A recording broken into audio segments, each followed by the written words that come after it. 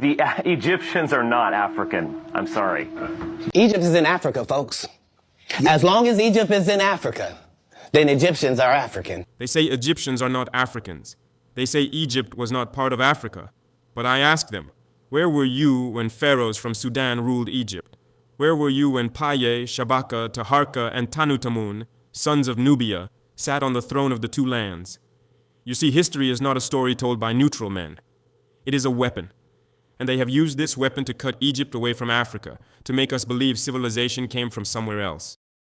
But the stones of Sudan, the pyramids of Meroe, the records of the Nile, they testify that Africa was not borrowing greatness. Africa was producing greatness. In 744 BCE, when Egypt was broken, it was Paye from Sudan who marched north and restored order. He respected Egypt's traditions, but he ruled as pharaoh. Was he not African? Did his skin change when he crossed the border of Nubia into Egypt? After him, Shabaka protected the memory of the ancients. He preserved the old wisdom by carving it in stone. Tell me, who but an African king would fight not just with swords, but with knowledge? And then came Taharka, the great builder, the great defender. He faced the Assyrian Empire, the superpower of its time. His courage was so great, his name entered the Bible itself. But today, they silence his story, because they know if Africans remember Taharka, Africans will remember that resistance is possible. Even when the Assyrians forced the last Kushite pharaoh Tanutamun to retreat, the Sudanese kings did not vanish.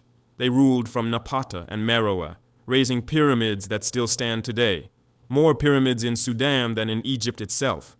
Yet they tell you Africa contributed nothing. No, let us be clear.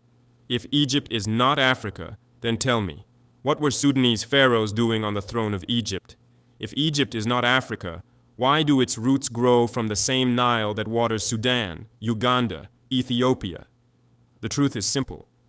They fear Africa's memory, because a people who remember they once ruled the world cannot accept being ruled today. So to those who say Egypt is not Africa, I say this: history is not on your side. The forgotten pharaohs of Kush, carved in stone and written in blood, rise from the sands of Sudan to testify. Africa built Egypt, Africa ruled Egypt, and Africa will rise again.